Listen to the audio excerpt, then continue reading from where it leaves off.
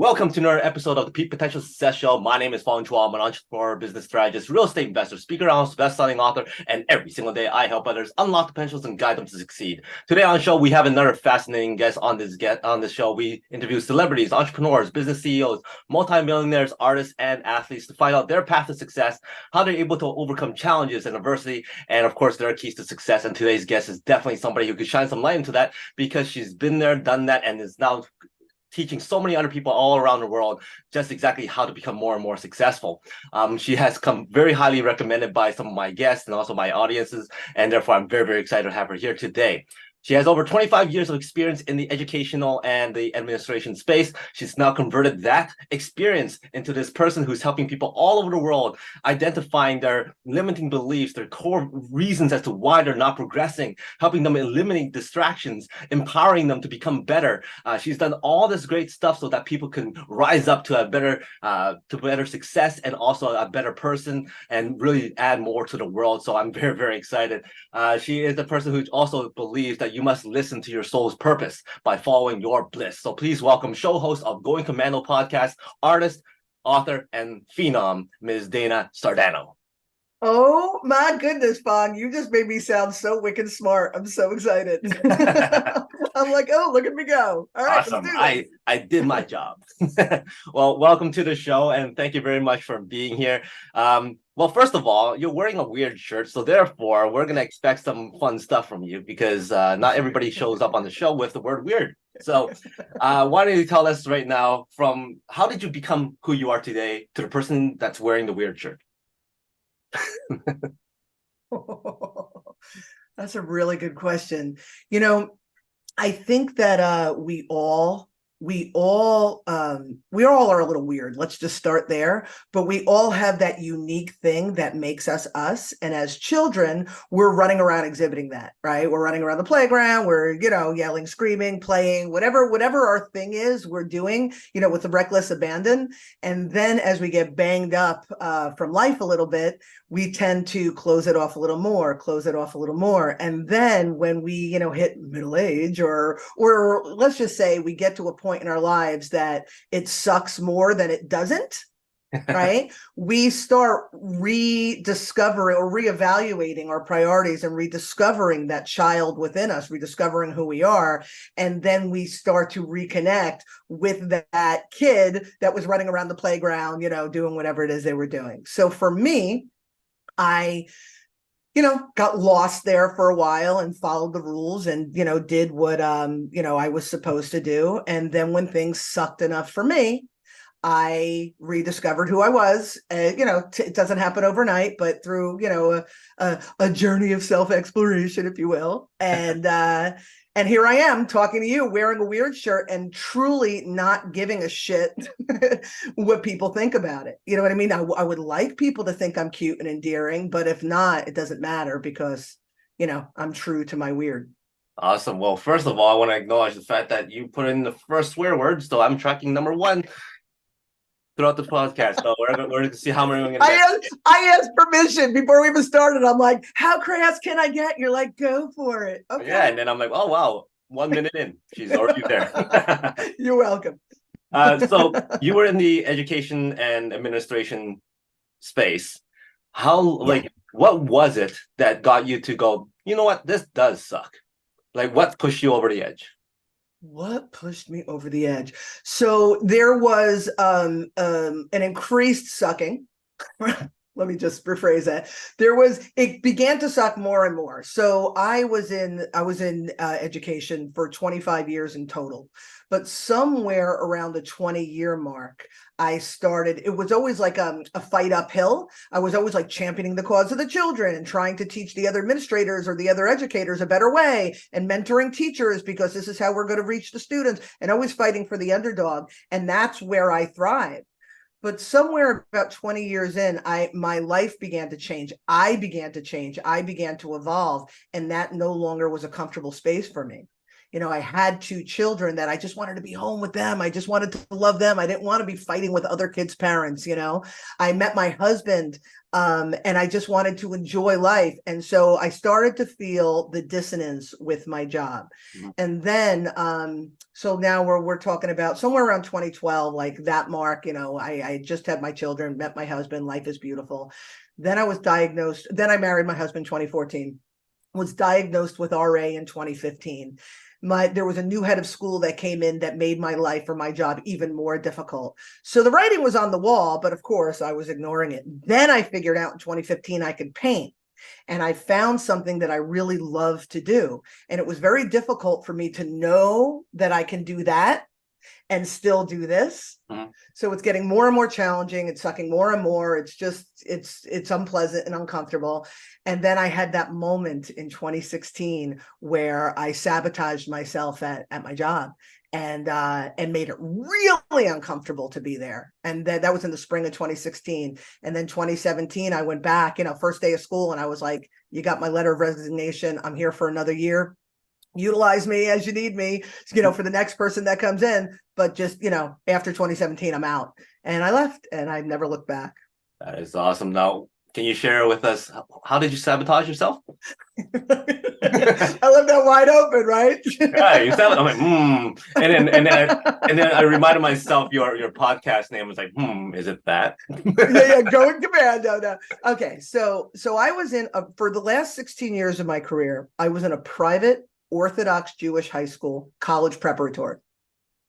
And it was, if you know anything about private schools, I mean, there are many wonderful things, but it's really money talks, right? So, there could be the needs of the children, but, if so-and-so's parent's name is on the library, that's really what's going to happen here. So as part of my job, my title was Director of Student Development. Part of my job was like Dean of Students. So I handled all the things discipline, all the things behavioral management, which was great because I worked with students with learning disabilities and they kind of went hand in hand. And that's, again, I don't need to get in my whole job description, but that was a big part of it.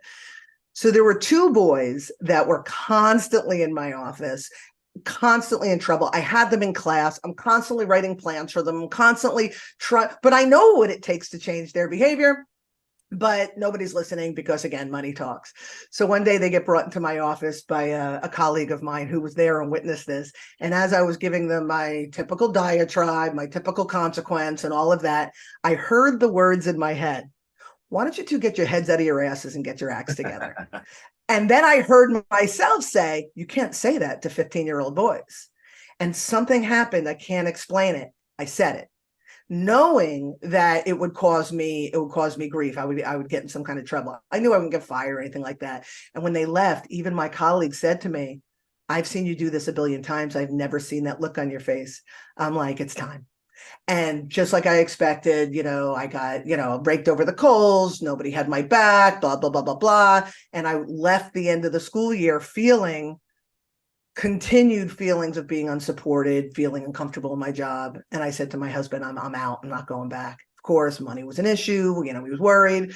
And I was like, I'll give them another year. And that's all I'm doing. And I gave them the year. And then I spent the worst year of my life. Because when you break up with somebody, but you're like, oh, the lease is up in 6 months and you stay. That's what it was. So I spent like the last year there, pulling my eyelashes out every day on my way to school. So I'm still here.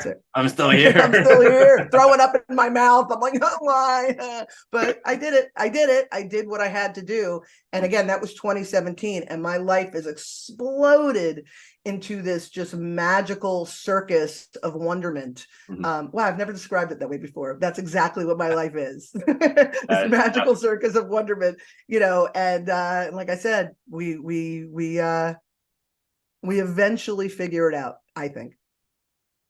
Cool. That is, I was expecting something more dramatic, but that was still good. Oh, telling kids to get their heads out of their asses isn't dramatic enough? No, I thought you did something like more dramatic. I'm going to stick with that word. But anyway, so you mentioned how you picked up the paintbrush for the very first time and you didn't realize that you had that skill set. Now, most people go throughout life, they'll doodle, they'll draw here and there, and they go, maybe I have some talent. How come it took you so long to realize, hey, I have something here. Maybe I should try painting? You know, I always knew that I was artistic, you know, since I'm a kid. Like I like that. Again, remember we opened with, you know, when we're kids, we act a certain way. When I was a kid, I was always playing with frogs, you know, wanted to be a veterinarian, was, you know, playing with, you know, craftsy stuff. I always wanted to be an artist, but it just kind of goes away because nobody supported it. So you do something that's stable. You do, you know, you check the boxes, you do whatever, you go to college, you follow that dream, whatever it is. And so I always had creative outlets. Like I would do like mosaic, I would whatever. And but I never really understood that there was talent behind it. I always knew that it just felt good. So when I had picked up that paintbrush, even though I picked it up and was like, oh, I think I'm pretty good. It wasn't even about that. It felt fun. It felt so freaking good. Like I could not paint. Mm-hmm. Like I really lost my mind. Like I could, like every night I'd come home from work, I'd feed the kids that were young. I would put them to bed. I'd put a sheet on the dining room table and I would paint. And I was giving paintings away. I was like Oprah. I was like, you get a painting and you get a painting. My office, I had a large office. It was all windows because again, I had to see what the kids were doing. I had paintings all over the place. And then somebody said to me, you know, things evolve. When you're doing what you love, things evolve. And somebody said to me, hey, if I paid you, can you paint? And I was like, yeah. And then I started doing like the little art shows and it quickly evolved after that. So truly, it felt good. And it wasn't about the, you know, the reward of it. It wasn't about, you know, do I think I'm good? It was like I could not do what felt so good. Mm-hmm. How did it feel when that first person came to you as like, hey, can I pay you? Was that reaffirming that, hey, you have something here? I lost my shit.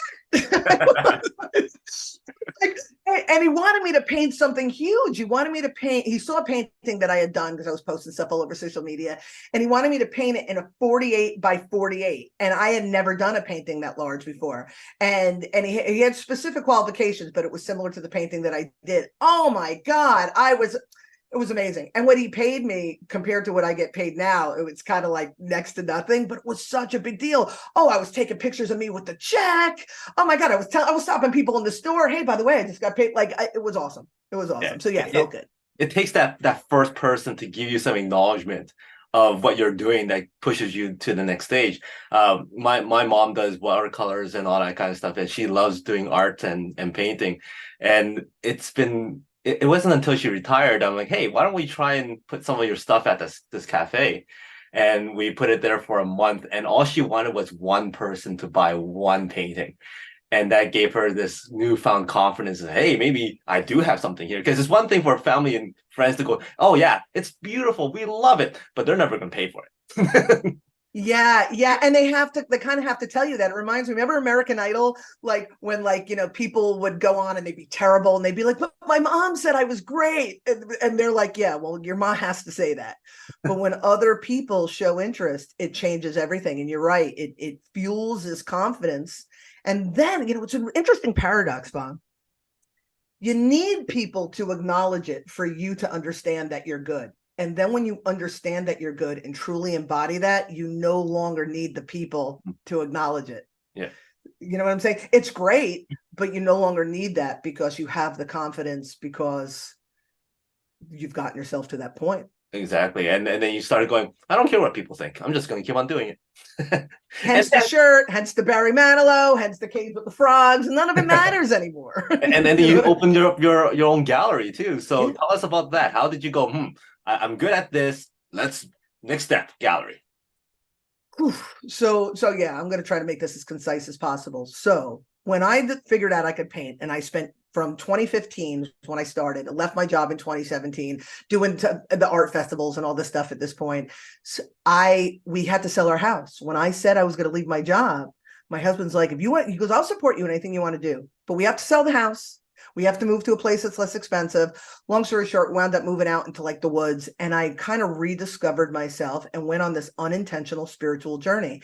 Actually, my second book, it's called Decoding the Woo-Woo. It's about what that experience looked like, because when people think spirituality, I think they often have a certain vision of what that is. Mm-hmm. But when I said yes to myself and my creativity, all of these things opened up. So I started meeting these really cool and interesting people. So I'm out in the woods we're whatever in the rural area. I'm painting every day. I'm trying to figure out what I'm going to do with my life. I'm meeting all these cool people. And I met this really cool woman and we were really close. So she was super intuitive. I was becoming more intuitive. She was creative. I was super creative. We had a nice mix. And one day I called her up and I was like, I got an idea. We have all these cool magical friends. We have all these creative artist friends. What if we opened up a place like an intuitive lounge, intuitive center, so everybody could come together, create art, and do their intuitive stuff? And she's like, oh my God, I had that idea years ago. I wanted to call it whatever it was. We wound up calling it the Ubuntu Fish Gallery because she wanted to call it Moonfish. I wanted to call it the Ubuntu Room. Here we are, the Ubuntu Fish. And we created this art gallery, which was predominantly, it was all my art because it was my building. It was my investment, all of that. But we had all these different intuitives come in, doing different things, having events, having featured artist receptions, and really merging the creative and intuitive mindset and watching them grow in tandem. I can't even tell you, I opened 4 years ago. I just decided to sell the gallery. I'm actually closing on the building next month. In that 4 years, I'm a completely different person. Wow. I can't even put it into words, like how I evolved just by entertaining the space for other people to evolve. Really cool stuff. Just goes to show what happens when you take action on certain things and just letting it fly and find out where it takes you. Yeah. For you, like going back to that period, that 1 year of awfulness before you quit. During that period of time, there must have been somebody who goes, you know what? Maybe you should keep on going. Maybe you'll get over it after this year. You'll be okay. Think of the kids. Think of the family. Think of what, like your husband just finished saying that, hey, we're gonna have to sell the house, right? Yeah. So, was there a moment where you go, maybe I should stay? Like, how did you navigate through that mindset? And then all the other people who's telling you not to do it. Oh, that is such a good question. I call it the how bad do you want it? I feel like when people make decisions that are in their best and highest good, that's something that's really connected to their soul, experiences and situations that come up that test your resolve, right? And so I come in August and I'm like, all right, everybody, I'm leaving. I'm like, screw you and screw you, I'm out, but I spent the year. And the people around me were like, oh my God, what are you going to do? What are you going to do for money? How are you going to make money? All of that sort of like naysayers. My head of school, who I sat down and told him I was leaving, I actually did an homage, a painting about this conversation. He kind of gave me the impression like, you make six figures here. How are you going to make money doing what you do? When pigs fly. So I have this When Pigs Fly painting as an homage to that conversation. But there was a lot of that early on in that school year. Remember, I'm miserable. A man that I used to work with who had opened his own school or started this fledgling school out in LA, I'm in the East Coast. He came into my office and wanted to hire me, making almost double what I was making for the same job. I had to move out west and was going to pay for my expenses and all that stuff. And really like the perfect job in a job that I could really do, like I said, with my eyes closed. Wow. How bad do you want it? Yeah. And I was like, sorry, this is what I'm going to do. Ooh. So if you really decide that you want to do something and you could feel it. I mean, there's no escaping it. You can feel it here. There's always going to be naysayers because all they're doing is projecting their fear and projecting what they wish they could do, but don't yet have the courage to do it. Mm-hmm. You'll have opportunities to not do it. But for me, once I decided and committed to myself, there was no other way. There was just no other way. Have you gone back and talked to people in that school? Early on, I did. So I left in 2017. So in the graduation of 2018 and the graduation of 2019, I went to both graduations because they, the kids that were in my classes, I wanted to see them graduate. So I interacted with people, but there becomes this dissonance. You know what I mean? Yeah. And there's like less and less to say. I had a couple of friends that I kept, but now I'm so far removed from it. Like it's uncomfortable. Like I wouldn't even know what to say because again, when you make a decision to let your life go in a certain direction and the people in your world make a decision not to, which is fine, it's their business. There is no longer any sort of resonance. There's really nothing to talk about it. Were all those people basically saying, oh yeah, we always knew this was in it for you. You were destined for this path. It's funny. It's funny. They're the people in my corner, the people who really like see me and care for me. They say that, and they continue to say that. But the people in my old job, they just don't have the ability because they don't see it. Because what it is, it's a reflection of what they're not willing to do for themselves. Mhm. I opened the gallery in 2019. Remember, I just left the school in 2017, so there's still connections. In September of 2019, I left the gallery. I mean, I opened the gallery and had a grand opening in October. Not one person from my job, not one person showed up. And I had people ask me, "Oh my God, like, how do you feel?" And I'm like, they can't. They're not able. Like, I totally get it. Like, how can they see? Think about it. If you're drowning and you see somebody else get themselves to safety and now they're on the beach playing volleyball, you can't even see that. You're just trying to survive. So I totally got why they didn't come. And even like, this is so stupid, but like, I'm no longer on Facebook because I just don't resonate anymore. But like on Facebook, like I'm posting, like I'm doing all this stuff, trying to move ahead. I'm posting everything about the business, everything that I'm doing. And I'm just, really going, nobody's interested. And then somebody from my old job be like, "Oh, your hair looks great." Like they can't. And I'm like, are you freaking kidding me? So it's like, they can't see past what they can see. Mm-hmm. Now you got the gallery up. You found this new life of inspiration and motivation and empowerment. When did you start going, maybe I could start this other thing to pass on all these skills to other people so that they can find their calling and their bliss and their path to success? Sometimes life, man, sometimes the road takes you, sometimes the road drags you, but at the gallery, again, I'm looked upon as an artist, but I'm an author, I'm an educator. I did workshops, private groups, and intuitive guidance. So I work with people and do the guidance, stuff like that. So that's always been in my nature. Even when I was in education, like traditionally, that's what I did with the kids. I threw in the curriculum, but that's what I did. So I've always been doing that. But in 2020, the fall of 2020, my old college buddy, Angela DeMarco, you've spoken to Angela. She just kind of showed up out of the ethers, saw her a little bit on social media, but she called me, she commissioned me to do a painting for her. And she saw what I was doing. She called me to commission me to do a painting. And then she wanted to do an intuitive guidance session with me. And in that intuitive guidance session, she's like, at the very, very end, she's like, can I read this little blurb? I had this idea for a business. And she had her reason for why she wanted to do the business, and that's her story to tell. And she read it to me, and I was like, remember, we're friends, 30 years, or at least old friends. I'm like, dude, you got to do, it's gold.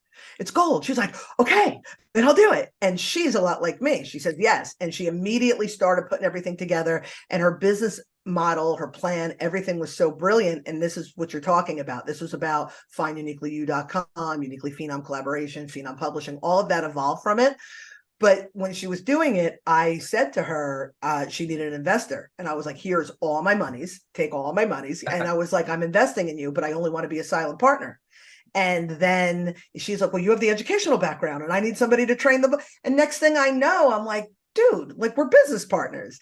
And so that's why I'm selling the gallery, because I've evolved now out of that. Even though I still do business, but I no longer have the building. I've evolved out of that. And now she and I have gone next level and have created these multiple platforms for people to evolve, expand, grow, and be the best versions of themselves. I find the funny part of that story is the fact that you said you were going to be a silent partner. I know.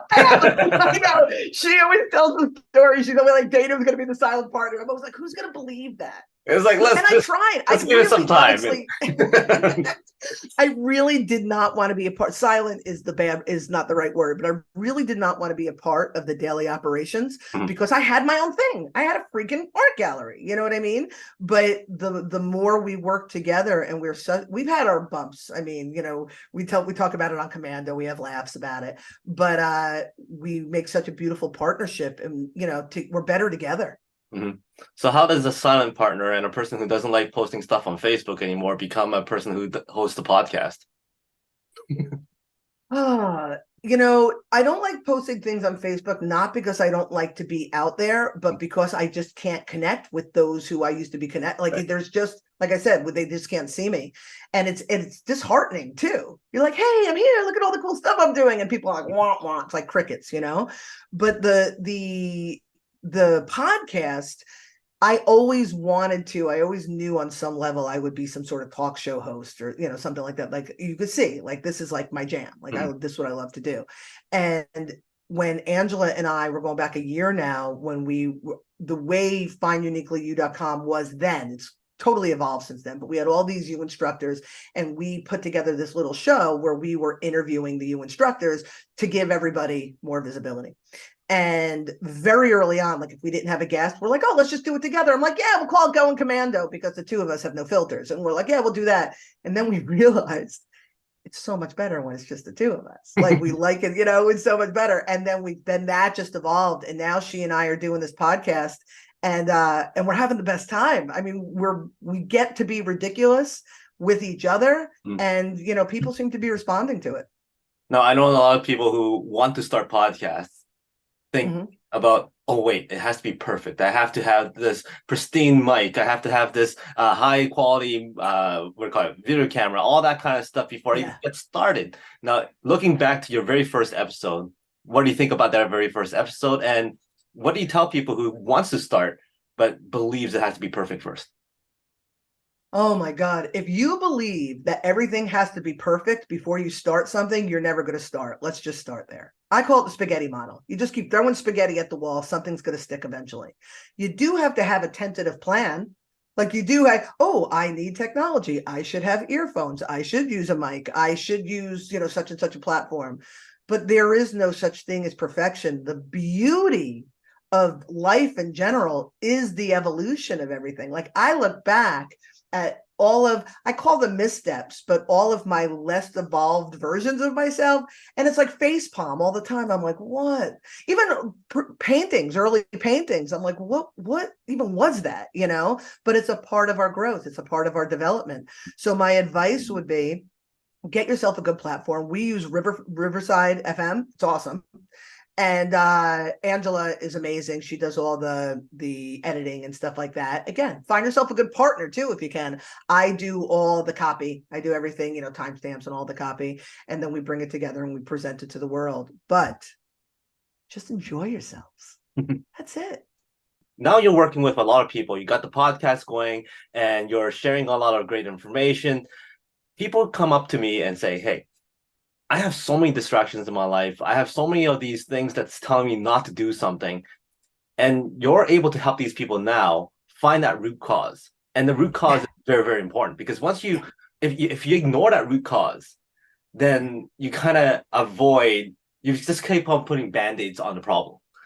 So how would you find the root cause of a person's limiting beliefs or behaviors that's stopping them from getting where they want to go?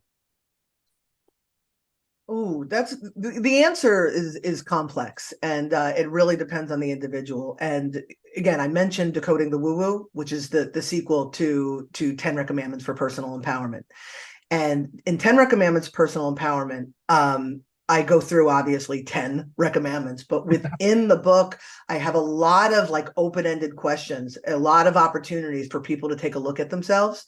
So my advice would be if somebody really wanted to really get to the core of what's making them stuck, that's a good resource. I'm not trying to hawk books. You could go to any resource, but the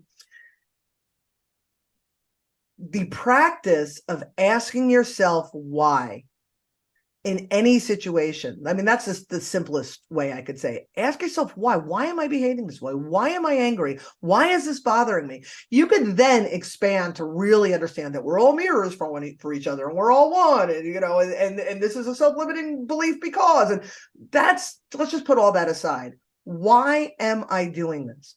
What usually it stems back to fear. So if there's people that have all these ideas or they're like, yeah, it would be cool if, and then they say, and this is so common, well, I can't because. Like I had every reason why I couldn't leave my job. I was making 6 figures. I was going to leave for 0 figures. And as soon as we decided to sell the house and we bought the new house, we sold our house, we bought the less expensive house in the woods. my husband lost his job. The ink wasn't even dry. Oh And man. he lost his job. So we were both making 6 figures, and then we were making 0 figures. And check this out. So I was leaving my job in June 2017. We moved in December 2016. In January 2017, he loses his job. So now I have from January to June to decide. You asked me before, was there ever any point that, people tried to get you to stay? I could have stayed. Because now we were making no money, and I still didn't stay. So there's always an excuse. There's always a reason why we can't. Well, you have a husband and I don't. Well, I have 2 children and I need to, worry about but when you don't commit to yourself, there's always going to be you don't commit to yourself, you're never going to be anything to those around you. Mm-hmm. You know what I'm saying? So what can people do? Just ask yourself why. Why is it that I'm not willing to take the leap? Am I not worthy of great success? Do I believe that I need to sacrifice myself for others? Where does that come from? Oh, when I was 7, if you really take the time in quiet without distractions, because we distract ourselves from having to look at that. There's so much. I could hear myself going off, but we could do a whole show on this another day, but just look at yourself. I'm sure we can. So when people are decided on what they want to do, the next kind of big evil comes up, and that is procrastination. They know they want to do it, but they have distractions. They go, tomorrow, maybe I'll just wake up later. Do you have any tips or advice for people or mind tricks that stops them from procrastinating too long? There's a billion tricks and band-aids, as you mentioned before, but really at the end of the day, if you're procrastinating, it's because there's fear attached to it. Or there's overwhelm attached to it. So if you're procrastinating, maybe you have bitten off more than you could chew. My husband says all the time, how do you eat an elephant? 1 piece at a time. So, I used to do this thing all the time. I used to run every morning before I went to work when I was teaching. And every morning I would get up and I'd be like, oh my God, I don't want to do this. Because the thought of getting and running 3 to 5 miles was mind numbing. You know what I mean? But I would be like, okay, just get up and brush your teeth. So you could do that. Just put your hair in a ponytail. Just put on clothes, you know what I mean, to go. Then just put on your sneakers. And I'd be like, okay, I'm just going to go for a walk around the block. I don't have to run today. And every single time I not only ran, but I probably ran, I met whatever goal I wanted to meet. Mm-hmm. So people procrastinate, I think, because it feels so overwhelming. But if you break your tasks down into smaller tasks, if you want to build a business and you're like, okay, I'm going to build a business. All right, okay, I'm going to do it tomorrow. Okay, I'm going to do it tomorrow. Why don't you make a list of all the things that you have to do and just pick one? Pick the easiest one, right? The easiest one. I'm going to get an LLC. I can do that. I can get an LLC. I'm going to get on the computer. I can do that. You know what I mean? And then go from there. And what you'll find is you will be so inspired by that little action, you'll want to do the next action. When I started painting, I wasn't like, oh my God, I'm going to paint because I'm going to, make money and I'm going to own a gallery and I'm going to sell paintings. I painted solely because it felt good and it naturally led to the next thing. We put too much pressure on ourselves. Mm-hmm. And I think that's why people procrastinate. The fear, the overwhelm, they put too much pressure. Take the pressure off. Have a good time. Do what feels good. It'll take you where you need to go. So saying all that, what still creates fear for you? So I definitely wouldn't say I'm fearless, but I have very little fear, I'll be honest, because I just understand now that if I do what feels good, everything works out for me. But at the same time, I'm a little bit, I'm lying to you, because even though I know, or I feel that I know like what I want to do next and like what the big things are, when I have those moments of quiet, when things aren't moving fast enough, I start to get that anxiety like, oh, well, maybe I should do this or maybe I should do that. Even though my knowing tells me you've done everything you could do, just allow things. People don't get pregnant and then drop a baby out. 9 months. It's got to grow. It's got to drop the tail. It's got to get some eyes. You know what I mean? The lungs got to be functioning. You know what I'm saying? So I get fearful. I fear that there'll be failure. But when I get myself in the right mindset, there is no failure if you're doing what's in your best interest. Now, listening to you speak and seeing you speak, obviously you have great energy. How do you maintain that energy? How do you harness that energy? And then for somebody who has so much energy, is the calm down hard?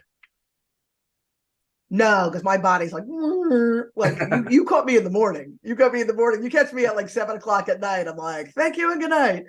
But you know, back in the day, before I always joke, before I became so evolved, but back in the day when I was a bit of a train wreck and I was having trouble getting out of my own way, I am not gonna lie. I did a lot of drugs. I had a lot of toxic habits. I had, poor relationships, especially with men. It just none of it. That's why I'm not here in an ivory tower being like life is so great. Like, but I had this kind of energy. But it was like, use it for good or use it for evil. It went to dark, uncomfortable situations. Mhm. So what I've learned to do is whatever energy I have, we all have a certain amount of energy. We're born with a certain, way of being. I learned how to create habits and create a life that takes that energy and shows the best of it. And so I am the way you're getting me now. It is the morning, so I'm a little bit peppier, but I'm like this all the time. Like everything is fun. I'm not saying that I don't take life seriously, but I find the joy in everything. But when it's time for me to shut down, it usually so like I have dinner with the family, everybody kind of, relaxes, and I go to bed relatively early. I'm an early to bed, early riser. And it just I'm not in bed at night like with a billion thoughts because I like to sleep. I don't have time for that. Okay, so at the very beginning of this podcast, Yes. before we started, you asked about, hey, can I swear? Can I say all this kind of Yeah. a clown and all kind of stuff? On social media, there's always that cancel culture. People are Yeah. afraid to show a certain part of themselves. They're afraid to say a certain message or support a certain side. Yeah. How do you view that? Especially you came from educational Yeah. background too. There's a Yeah. lot of that PC stuff. How do Yeah, for you sure. navigate through cancel culture? Do you put a filter on ever? Or do you just go, you know what, screw it. I'm just gonna do what I do. People cancel me, fine.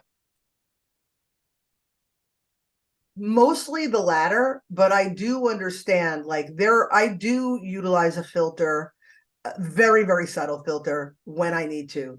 Like I would never walk into a church and be like, "No," like I would never do that because it's disrespectful. So I have a level of respect for my environment and for the people I interact with. Notice I asked you what kind of language I could use rather than just coming in, ready to rumble. So, but as far as cancel culture and worrying about being canceled because I didn't say the PC thing, I'm not worried about that because if I can't, because then where's my integrity? Right. Where's my integrity? If I can't be true to myself, again, I'm never looking to offend and I'm never forcing my beliefs because there's so many hot topics. I mean, I'm not even going to suggest one because then they go all crazy. But there's such polarity. Like I see things in balance. I understand that there's a billion different perspectives and I have my own, but I'm not worried about I'm not worried about not being liked. I'd like you to like me, but if you don't, that's more your problem than mine. I was kind of waiting for that conclusion. It's more your problem than mine. All right. So we'll put you on the world stage. You have a few minutes to share one message for everybody to remember Dana for. What would that be? Oh my God, I feel like I've completely taken my clothes off and showed you everything, Fong. What else you want from me? What do I want people to know me for? It's more about what I want people to know. I want people to understand that we all have our own story and we all have our own strife and our own traumas and our own history. And it's really, we all have the power to create something better for ourselves. That's it. And that's all. If you want to know something about me, I mean, feel free. I mean, if this is any kind of plug, feel free to go to ubuntufishgallery.com. Feel free to go to uniquelyphenom.com. Feel free to check out the Commando podcast. Feel free to go to finduniquelyu.com and check out my work. Feel free to check out everything that I'm doing. Read my books. Oh my God, I've written 3 books. Check all of that out. But at the end of the day, if you're not going to utilize these tools that I've offered to help assist you in creating a better life for yourself, then there's really nothing else I could say. Awesome. Well, thanks for that.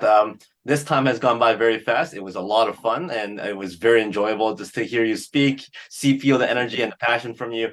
But before I let you go, I got 5 quick questions. Give me the first thing that comes to Ooh, mind. oh God. You're stranded on the deserted island, one food to eat for the rest of your life, no consequence. Oh my God, ice cream. Hollywood calls and goes, "Hey, Dana, we love your story. It was absolutely very inspirational. We want to do a biopic on you. Who would you cast to play you?" Sandra Bullock. Sandra Bullock shows up at your door and goes, "Hey, I got casted. Let's have some fun." You got no problem. I got the whole night planned out for us. What do you guys do? Mushrooms.